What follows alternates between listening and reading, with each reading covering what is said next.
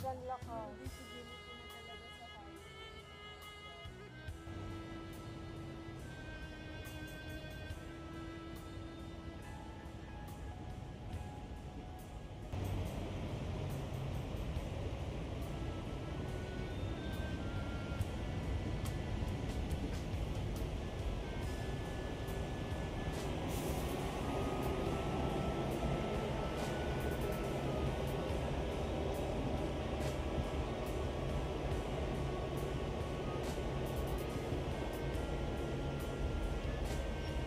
Ayan, medyo nakikita na isang building.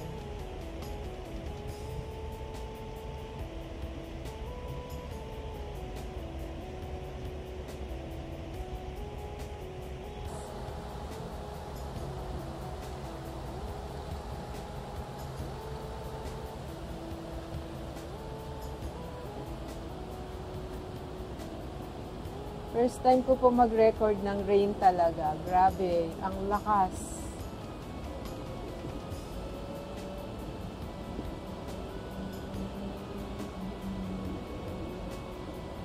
Hindi na sila makita. Look. Zero visibility na. So that's the rain.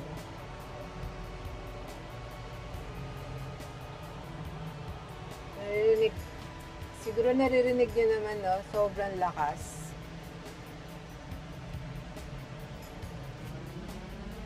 It's the other part of Makati, and this one is, yeah, one of the, yan, pinakamataas, isa sa pinakamataas na building sa tapat ko.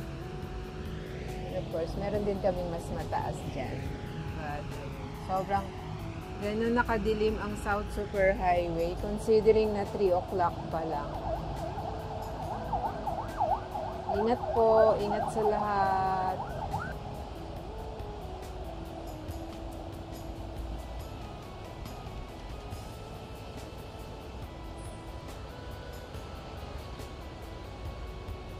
This is the South Super Highway.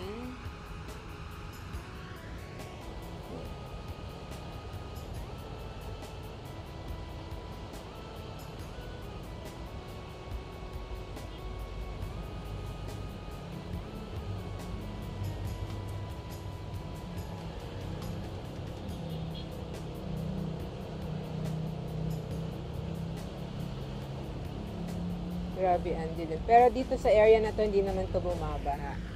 Napakita ko lang sa inyo na grabe ang dilim-dilim. It's 3 o'clock, ganyan kalakas.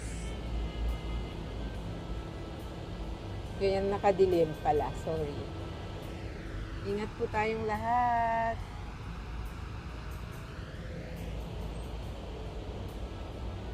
Mga nakakaawa kasi mga nakatira dun sa dito lang sa Makati. Alam nyo ba na dyan sa mga puno-puno na yun ay may mga nakatira dyan? May mag-asawang nakatira dyan. Ang puno ng kahoy, yes. Nandyan sila sa ilalim. Ingat po tayo. There you go. That's the South Super Highway.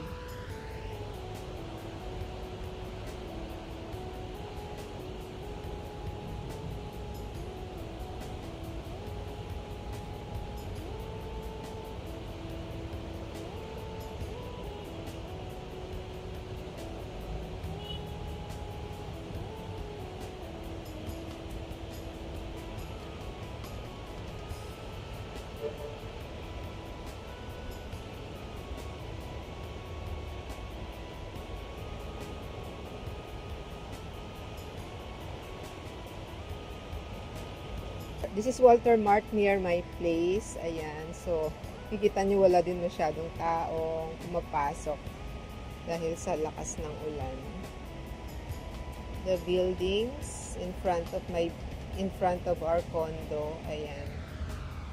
Sobrang lakas po ng ulan. Naririnig nyo po ba yan? Yan. Sobrang lakas. Ingat po tayong lahat.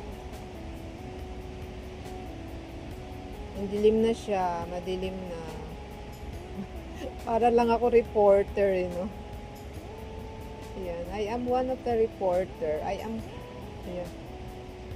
From the channel of Meldy Baldovino, this is me reporting right now for the update ayan, of Typhoon Krising. Ayan, wala na masyadong dumadaang sasakyan sa Chino Roses kasi nga bahain din tong lugar na to hanggang dun sa dulo, binabahayan. Pinauwi na rin kasi yung mga empleyado. Etong may bubong na to, this one is Wilcon. Ayan. Sobrang lapit ko lang sa Wilcon. Kaya pag kunyari may nasisira akong gripo or hindi pa man sira ang gripo, pinapapalitan ko na kung may nakita ko magandang style. Ayan.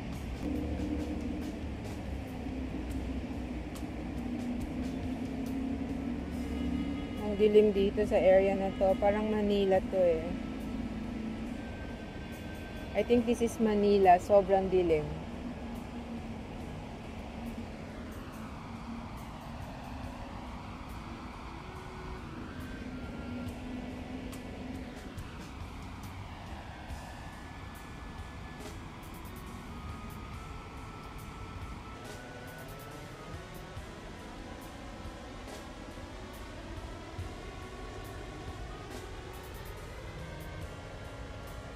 Update as of this afternoon, yun, parang pinauwi na lahat ng empleyado, private man or government, because pero kung uuwi ka naman ng ganito kalakas, parang mababasa ka din, no? Parang I'd rather stay in the office, magpatila, o kaya baka pag nagpatila ka naman, stranded ka naman pa uwi. Mixing lang, guys. Mixing the rain, go away.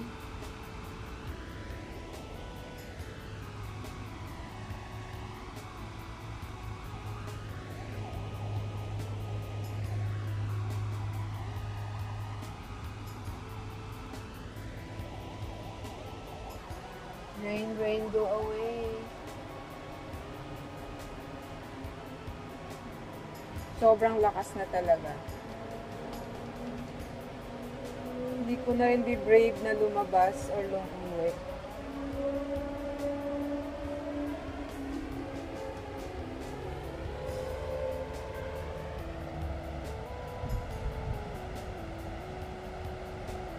Basang-basa na ako. Basang-basa sa ulan. From here, I can still, ayan, hear the rain. From afar, ayan, naririnig ko pa rin yung patak talaga ng ulan. So, kakanta na tayong pumapatak na naman ang ulan. Ito yung ulan na masarap matulog, no? Pero grabe, ang dilim talaga dun, no? Ano kaya si Pat?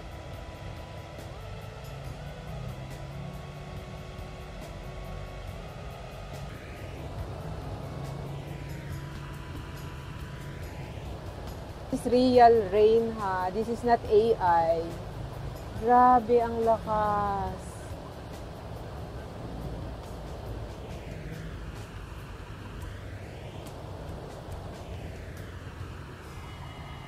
Mamadali na yung mga cars. Zero visibility na talaga sa highway. My God. Ito kanina itong building na to, maliwanag pa to eh. Pero now, yung ibang nasa tabi ng Walter Mart, hindi na namin makita. Ganun kalakas itong ulan na to.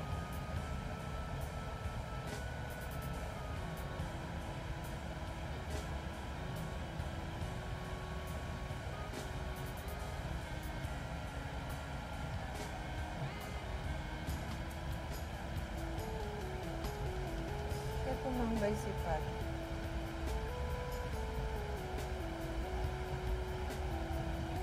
Kita, wala na akong maaninag na building, guys. O, wala na siya. O, ito na yun.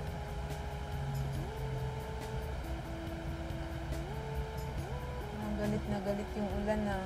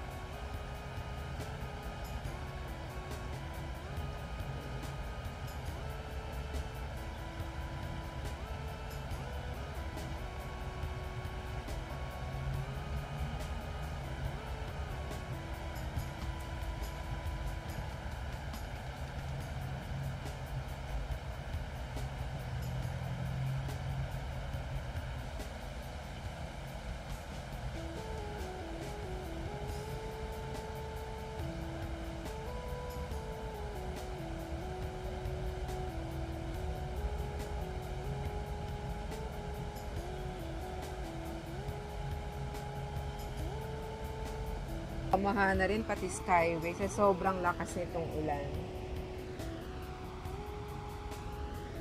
Ito yung Skyway na sa likod ng condo namin. Ayan. Kanina walang mga sasakyan, pero ngayon baka dun sa south, baka nagka-traffic na.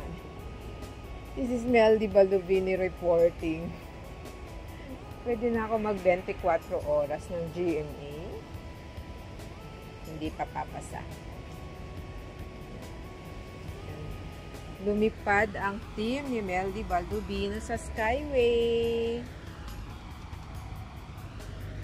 And now it's traffic because sa sobrang lakas nun, I am very sure na talagang may bumaha, may nabaha at tumaas na ang water.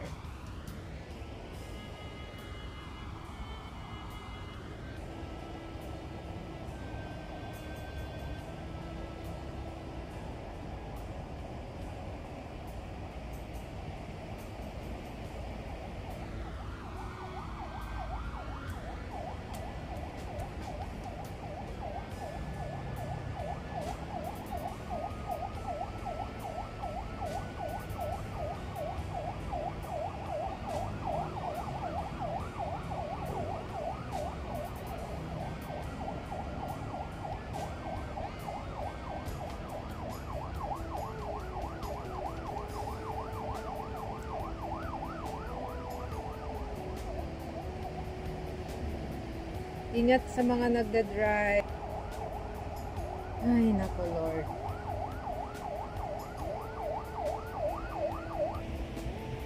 So, ito yung actual na sobrang lakas ng ulan, guys. Kanina talagang wala akong nakikita dyan. Medyo humina, pero maya-maya lumalakas na ulit.